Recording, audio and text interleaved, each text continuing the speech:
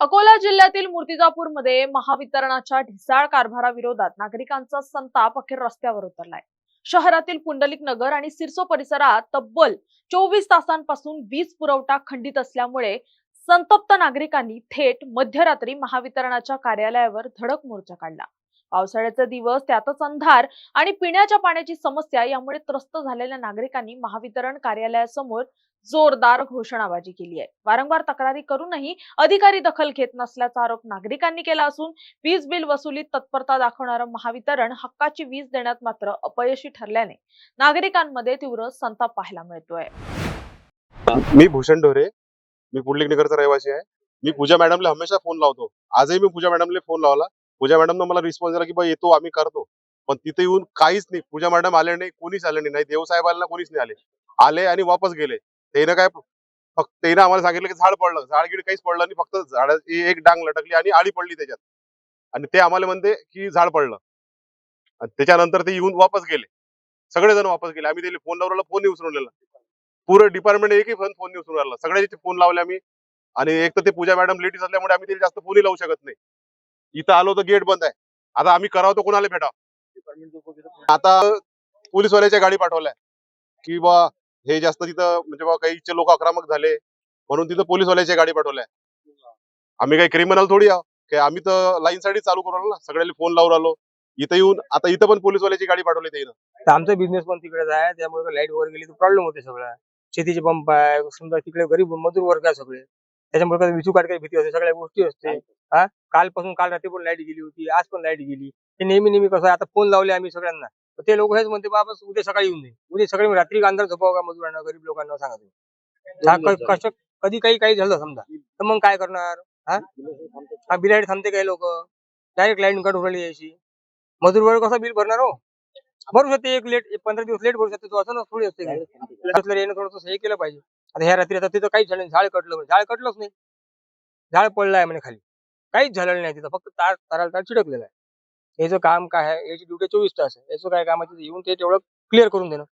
हा आता आम्ही इथं आलो, हे गेट बंद आहे, कोणी इथं उत्तर द्यायला कोणी इथं आहे नाही, जबाबदार व्यक्ती कोणीच नाही। जबाबदार व्यक्ती कोणी नाही इथं, सांगा काय करावं? महाराष्ट्र विद्युत वितरण कंपनीचा उपभोक्ता आपल्याला या निवेदनाद्वारे सांगू इच्छितो की कालपासून आम्ही अंधारात आहे। सकाळी 1-2 घंट्यासाठी लाईन चालू केली, परत आज एरे माझ्या मागल्या सुरू झालं। आज आम्ही त्यांच्या कर्मचाऱ्यांना फोन केले, मेसेज दिले, सगळं काही केलं। ते आले, आमची समजूत घातली की उद्या सकाळी 11 वाजता चालू होईल। कालपर्यंत अंधारात राहिलो, आजही अंधारात राहिलो। आम्ही एक दिवस तरी बिल जर भरलं नाही, हे आम्हाला बघतात काय? नाही बघतात। आमचा अधिकार आहे, आम्हाला लाईन पाहिजे। आम्ही पैसे देऊन राहिलो, उपभोक्ता आम्हाला अधिकार आहे की आम्ही आमची मागणी जी आहे त्यांच्यापर्यंत मांडली पाहिजे। त्यांनी उपभोग घेतला पोलीस स्टेशनचा।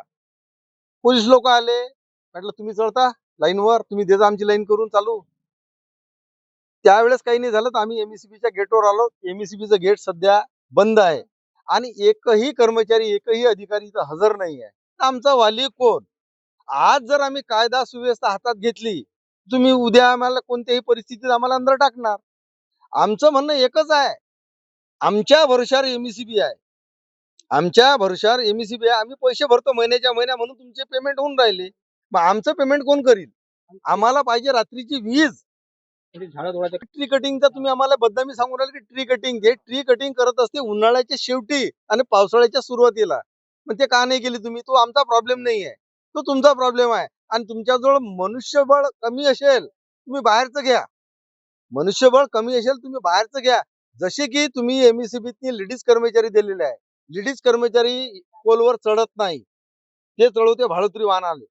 मग माझा म्हणणं एकच आहे की लेडीज कर्मचारी चढत नाही, दुसऱ्याच्या हाताने चढवते आणि आम्हाला म्हणतं की तुम्ही तुमच्या हाताने करून घ्या। जर माझ्या जीवाचं बरं वाईट झालं, मी करायला गेलो, माझ्या जीवाचं बरं वाईट झालं, महावितरण याची जिम्मेदारी घेते काय? आणि या 2-2 दिवस 3-3 दिवस आम्ही अंधारात राहिलो, याचा अर्थ काय? मी विठ्ठल ठाकरे, पुंडलिक नगरचा रहिवासी। 2 दिवस झाले लाईन बंद आहे। यायला किती वेळ सांगितलं की बा मी हे करू शकतो किंवा तुम्ही बा लाईन बंद करा, आम्ही स्वतः करू शकतो, तर यायनं कोणच काही ऐकलं नाही। त्यांना फोन केलेला आहे, म्हटलं देव साहेबांनी माणसं पुंडलिक नगर पाठवलेली आहे, किती वेळ लागेल काय लागेल त्याचा फळ पाहून आता